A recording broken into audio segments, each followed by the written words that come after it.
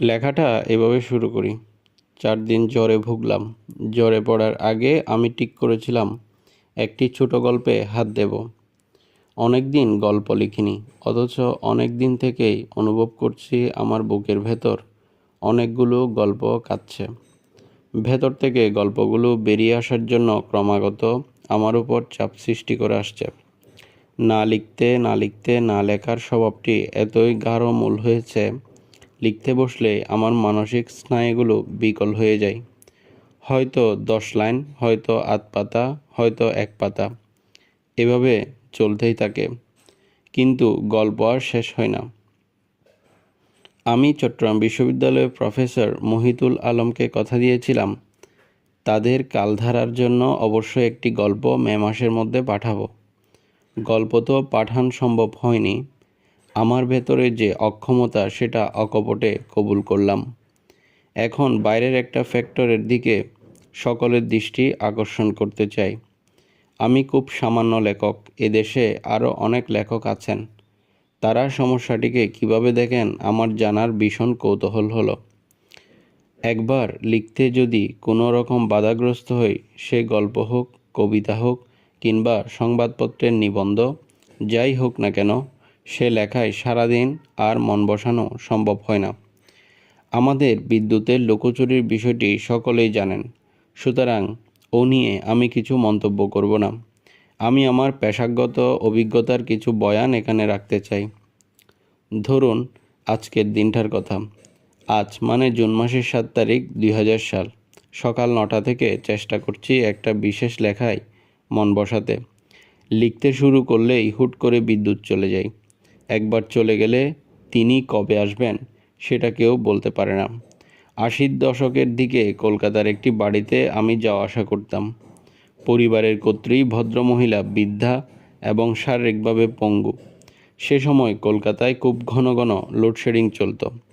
কলকাতার প্রতি বাড়িতেই হারিকেন, কেরোসিন এগুলো রাখা হতো।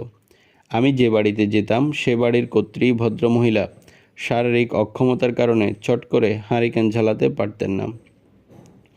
লোডশেডিংজনিত ভুতুড়ে অন্ধকার ঘরের মধ্যে হানা দিয়ে প্রবেশ করলেই ভদ্রমহিলা একটি কাজ করতেন। তার ছোকরা চাকরটিকে পাশের বাড়িতে এক ভদ্রলোকের কাছে পাঠাতেন। ভদ্রলোক জ্যোতিষশাস্ত্রের চর্চা করতেন। তিনি ওই ভদ্রমহিলাকে মায়ের মতো ইজ্জত করতেন। তিনি হন্তদন্ত হয়ে ছুটে এসে জিজ্ঞেস করতেন, কী জন্য তলব করলেন মা? ভদ্রমহিলা বলতেন, বাবা হারিকেনটা একটু জ্বালাও, তারপর বসো। অনুগ্রহ করে তোমার পাজি পুঁথি ঘেঁটে একটু জানতে চেষ্টা করো বিদ্যুৎ কখন আসবে। এটা কোনো গল্প নয়, আমি একটা সত্যি ঘটনার উদ্ধৃতি দিলাম। তাদের এখানে যখন বিদ্যুৎ যায়, কবে কখন আসবে কেউ বলতে পারে না। ইলেকট্রিক সাপ্লায়ারকে টেলিফোন করলে কেউ ফোন ধরে না। হয়তো আধ ঘন্টা 1 ঘন্টা চেষ্টা চালাবার পর কেটো আওয়াজ শুনতে পাওয়া যায়। কেডা? যদি জিজ্ঞেস করেন লাইট কখন আসবে, জবাব আসে, এইটা আমার কইবার পারুম না। যদি জিজ্ঞেস করেন কে কইতে পারবে, উত্তর আসে, সেক্রেটারি সাহেবের কাছে জানতে চান। যদি বলি যদি সেক্রেটারি সাহেবকে না পাওয়া যায়, জবাব আসে, মন্ত্রী সাহেবরে ধরেন।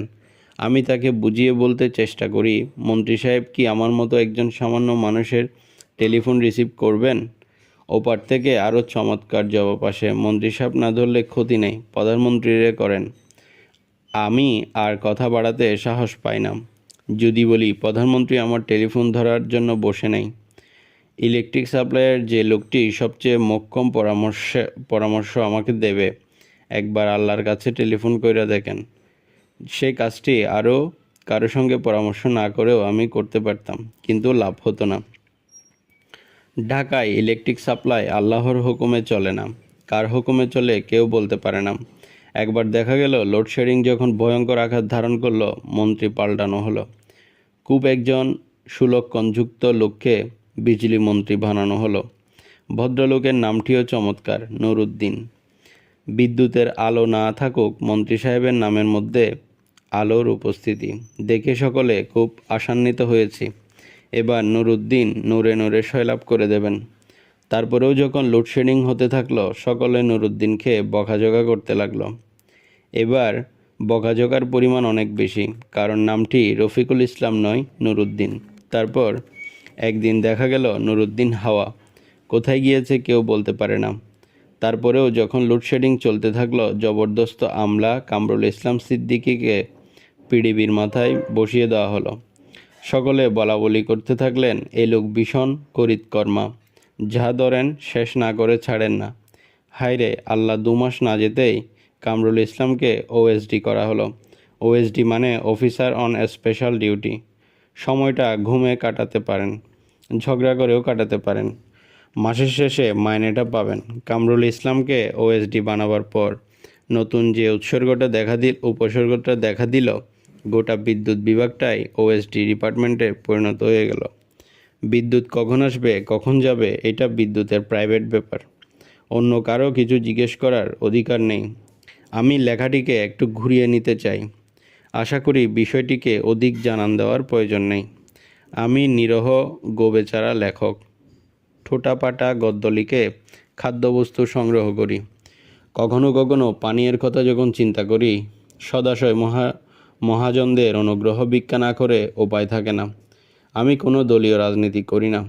খালেদা ভালো না হাসিনা ভালো, কে বেশি লম্বা কে বেশি চওড়া, কার মুখের হাসি সুন্দর কার চোখের জ্যোতি মনোহর, ও নিয়ে কোনোদিন মাথা ঘামাবার ফুসরত আমার হয়নি। শেখ হাসিনার রাজত্বের শুরু থেকে যে নির্মোহ অভিজ্ঞতার মধ্য দিয়ে আমাকে আসতে হয়েছে, সেটা হলো এই, আমি যখন লিখতে বসি হুট করে বিদ্যুৎ চলে যায়। হয়তো সারা ঢাকা শহরের জন্যও চলে যায়, কিন্তু আমার মনে হতে থাকে হাসিনা ইচ্ছে করে বিদ্যুৎ নিভিয়ে দিয়েছেন, যাতে আমি হাতের লেখাটা শেষ করতে না পারি। আমার চিৎকার করে রাস্তায় বেরিয়ে আসতে ইচ্ছে করে, কিন্তু লাভ কি? শেষ পর্যন্ত নিজের ক্রোধ, নিজের বেদনা সব কিছু নিজের ভেতর হজম করে ফেলতে হয়। আমি যদি কবি শামসুর রহমান হতাম, আমি যদি জাতীয় অধ্যাপক কবির চৌধুরী হতাম, কিংবা হাসান ইমাম কিংবা আবেদ খান হতাম, অন্ধকারের যে একটা ফজিলত আছে সে জিনিসটি আবিষ্কার করতে চেষ্টা করতাম। মরহুম বুদ্ধদেব বসুর একটি কবিতার বই আছে, যে আদার আলোর অধিক। এ সমস্ত গুণবান ব্যক্তিরা এত বিষয়ে এত ভালো ভালো কথা বলেন, এত লড়াই করেন, এই যে একটা জাতিকে আলোহীনতার রাজ্যের মধ্যে ক্রমাগত বসবাস করতে বাধ্য করা হচ্ছে, তার বিরুদ্ধে কিছু বলা বা করার কিছুই কি তাদের নেই? হাসিনার রাজত্বের শুরু থেকেই লোডশেডিং তীব্র থেকে তীব্রতর হয়েছে। আমি হঠাৎ আলো আসা এবং হঠাৎ আলো চলে যাওয়া, এই উপসর্গটির সঙ্গে হাসিনার শাসনামলের একটা সমান্তরাল তুলনা দাঁড় করাতে চাই। আমি সংখ্যাতাত্ত্বিক কিংবা উন্নয়ন বিশারদ কিছুই নই। রেডিও টেলিভিশনে হামেশাই শুনতে হচ্ছে হাসিনার শাসনামলে উন্নয়ন পরিকাঠামো নতুনভাবে ঢেলে সাজানো হয়েছে, জিডিপি বৃদ্ধি পেয়েছে। এগুলো সত্য না মিথ্যা? আমি ভেবে দেখার জন্য সময় ব্যয় করতে রাজি নই, কারণ মিথ্যা 3 রকম আছে, জলজ্যান্ত মিথ্যা, সাধারণ মিথ্যা এবং সংখ্যাতাত্ত্বিক মিথ্যা।